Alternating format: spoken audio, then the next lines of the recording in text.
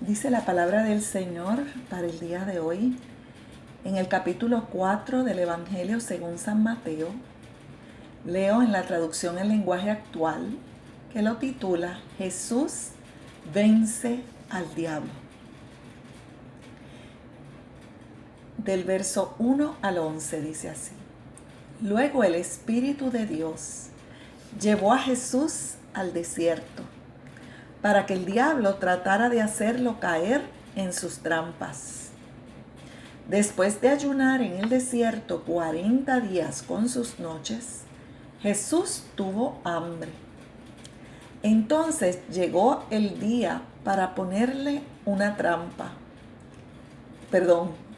Entonces llegó el diablo para ponerle una trampa y le dijo: Si en verdad eres el Hijo de Dios, ordena que estas piedras se conviertan en pan. Jesús le contestó: La Biblia dice, no solo de pan vive la gente, también necesita obedecer todo lo que Dios manda.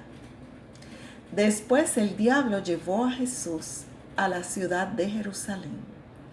Allí lo subió a la parte más alta del templo y le dijo: Si en verdad eres el Hijo de Dios, tírate abajo, pues la Biblia dice, Dios mandará a sus ángeles para que te cuiden.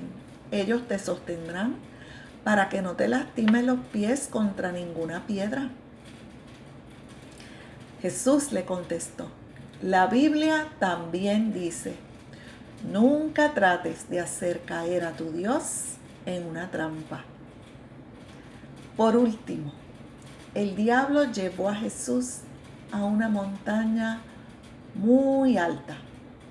Desde allí podían verse los países más ricos y poderosos del mundo. Y el diablo le dijo: Todos estos países serán tuyos si te arrodillas delante de mí y me adoras.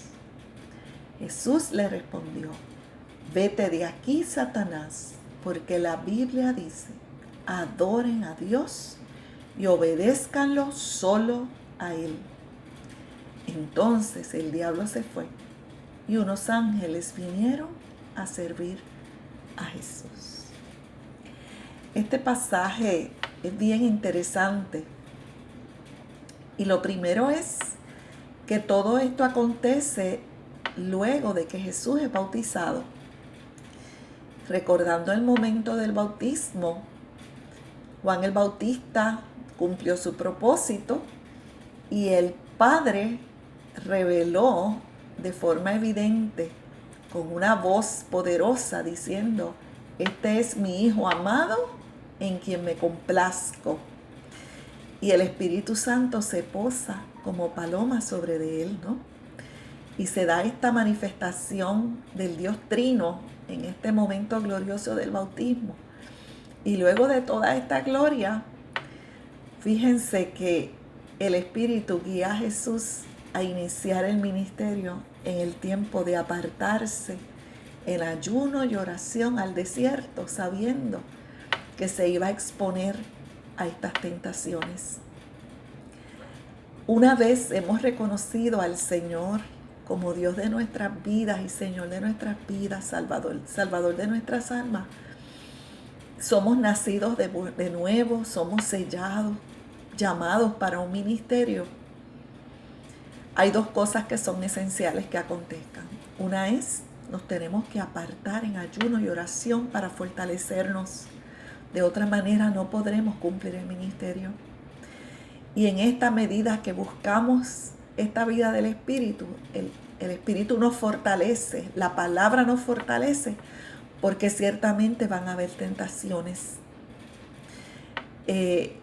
Las tentaciones Dios no las envía. Dice en Santiago 1:12 que Dios no tienta a nadie, ni puede ser tentado por nadie. 1:13, perdón. Dice la Nueva Traducción Viviente: cuando sean tentados, acuérdense no decir Dios me está tentando, porque Dios nunca es tentado a hacer el mal y jamás tienta a nadie. Pero ciertamente tenemos que estar preparados y sabiendo que nuestra lucha es contra principados y potestades, porque la lucha es más fuerte cuando hemos recibido al Señor, porque Él vino a robar, matar y destruir. Y sabe que nosotros tenemos vida y somos portadores de vida para otros. Y hablando un poquito de la tentación, dice el versículo 12 de Santiago capítulo 1 que Dios bendice a los que soportamos con paciencia las pruebas y las tentaciones, porque después de superarlas recibiremos la corona de vida que Dios ha prometido a quienes lo amamos. Estamos llamados a soportarlas, a superarlas, a crecer en medio de ellas. Que las pruebas nos sirvan para afirmarnos más en la palabra, para hacer nuestro carácter, formarnos más fuertes. Y las tentaciones para vencerlas con la palabra igualmente. Que Dios nos libre, que el temor suyo nos guíe en sabiduría a decidir rechazar las tentaciones por obedecer a Cristo. ¿Y de dónde se originan las tentaciones? Vamos a ir al pasaje de Mateo en un momento, pero Santiago lo explica más claramente. Dice, la tentación viene de nuestros propios deseos. ¿Cuántas veces le echamos la culpa a otras cosas, a circunstancias que son las que nos tientan? Es más, ni siquiera podemos acusar directamente al enemigo, porque el origen es la misma concupiscencia que está en nosotros. Pero el enemigo, como estudia a su presa, ¿verdad? Estudia nuestro talón de Aquiles, nuestra debilidad, nos tienta por ahí. Pero ya la debilidad la tenemos en nuestra naturaleza pecaminosa. Y de esos propios deseos, si los dejamos crecer, dice Santiago, que nos seducen y nos arrastran. Cuando nos arrastra, pecamos y da a luz la muerte. Y nos aconseja en el 16, Santiago dice, no se dejen engañar, mis amados hermanos. Volviendo entonces a Mateo, a la tentación de Jesús, Jesús es un caso especial, porque Jesús no tiene esta concupiscencia, no fue concebido en pecado, fue perfectamente y es perfectamente santo. Así es que en el caso de Jesús no es tentado por su propia concupiscencia. Eso vale la pena hacer la salvedad. Pero también fue blanco del enemigo, porque el enemigo quería romper ese plan de salvación que se estableció desde el Génesis, ¿verdad? Dice aquí que el enemigo vio que luego de los 40 días de ayuno, Jesús tuvo hambre. Y ahí vio, esta es una buena ocasión para ponerle una trampa. Porque nuestro físico, lo natural, le da hambre. Claro que sí, Jesús tuvo hambre. Así es que sabemos que es un área en nuestro físico, en las necesidades que tenemos, es un área que tenemos que levantar bandera cuando se nos acerca el enemigo en una debilidad a tentarnos. Le dice que como tiene hambre y dice que es el Hijo de Dios y tiene poder, pues que transforme unas piedritas ahí en pan. Pero Jesús, con toda la sabiduría del cielo, sabe que el pan físico no es más importante que hacer la voluntad de Dios, que es el pan espiritual. En otro pasaje Jesús dice, hacer la voluntad del Padre es mi comida, es mi alimento. Y así tiene que ser el de nosotros. Para toda necesidad física tenemos que anteponer que Dios supla nuestra necesidad espiritual primero. Porque cuando satisfacemos el espíritu, nuestra carne, las necesidades naturales nuestras, van a ser satisfechas en su momento, en su perfecto momento. Y esto implica muchas necesidades que tiene el ser humano. No se limita al alimento físico. Se puede explicar también a necesidades emocionales, a necesidades mentales, Cualquier tipo de necesidad de nuestro cuerpo, créame que obedeciendo a Dios van a ser satisfechas en el nombre de Jesús.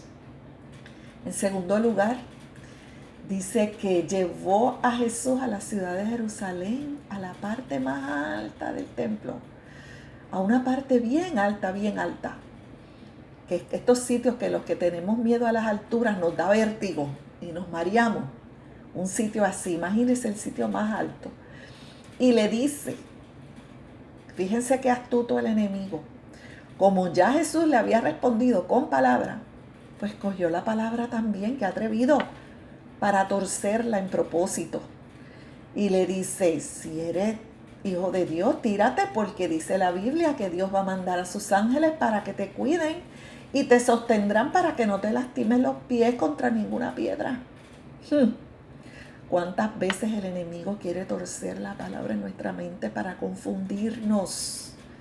Permitámosle a Dios y a su Espíritu Santo que reprenda toda mentira del enemigo que quiera acechar nuestras mentes, torciendo la palabra de verdad. Jesús responde, y la Biblia también dice, nunca trates de hacer caer a tu Dios en una trampa. No podemos tomar la palabra para hacer trucos con Dios, ni trueques, ni para tentarla. ¿Cuánta gente no ha dicho, yo soy como Dios y Él me va a cuidar y voy a volar, porque voy a hacerlo en el nombre de Jesús? ¿Qué es eso? Disparates del enemigo, hermano. No tuerza la Escritura, escudriñala y estúdiala bien. En esta tentación, además de eso, ¿verdad? De que tenemos que escudriñar la Escritura y utilizarla correctamente en su contexto, está la necesidad que tiene el ser humano de protección. El enemigo sabe que necesitamos cobertura y protección. Cuando usted necesite eso, vaya a la Escritura, le hace el Salmo 91, aleluya, y estése quieto y cuida con todo el cuidado que Dios tiene para usted, confiadamente. Aleluya, porque este Dios es Dios nuestro y nos guiará aún más allá de la muerte. Aleluya. Si ese es el temor más grande que puede tener el ser humano, los hijos de Dios, echamos fuera ese temor, porque tenemos vida y vida abundante en Cristo. Aleluya. Por último, la última tentación dice que luego de llevarlo a ese lugar alto del templo y decirle que se tire, lo lleva a otro lugar, a una montaña alta, desde donde se veía mucha tierra, muchos edificios. Dice, se podía ver países ricos y poderosos. Imagínese usted que está en esos lugares donde se ven las ciudades bien hermosas, ¿verdad? Y mire cómo es esta tentación. Todos estos países serán tuyos si te arrodillas delante de mí y me adoras. ¿Cuánta gente no anhela fama, reconocimiento, poder, dinero? Todas esas cosas están en el alma, en el corazón del ser humano natural. ¿Cuántas personas no hacen barbaridades por tener reconocimiento en las redes y hasta han perdido la vida haciendo cosas riesgosas porque quieren la fama? Dice aquí que el enemigo, como en un momento se le dio, ¿verdad? Como príncipe de este mundo se le dio esa autoridad de los reinos del mundo, le dice que se lo va a entregar a Jesús si arrodillado le adora. A lo que Jesús le responde, vete de aquí, Satanás, porque la Biblia dice, adoren a Dios y obedézcanlo solo a Él. Solamente Dios es digno de nuestra alabanza, de nuestra adoración. Y ese es el primer mandamiento, ¿verdad? Adorar a Dios sobre todas las cosas. Jesucristo lo resumió en amarle a Él sobre todas las cosas. Así es que por nada de este mundo cambiemos el señorío de nuestro corazón. Porque nada que este mundo nos pueda ofrecer va a satisfacer el alma del ser humano y nos va a dar la vida, el gozo y la paz que tenemos en Jesucristo. al responder a esta tercera tentación, dice, entonces el diablo se fue y los ángeles vinieron a servir a Jesús. Permita a Dios que cada día, cuando el enemigo venga a acecharnos, a lanzar esos dardos de fuego a nuestra mente, con el escudo de la fe basada en la Escritura, podamos ser vencedores. Gracias, Dios, por tu palabra. Gracias, Señor, porque tú eres el mismo ayer, hoy y por los siglos.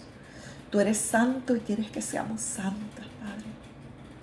Enséñanos y guíanos en tu verdad para permanecer firmes.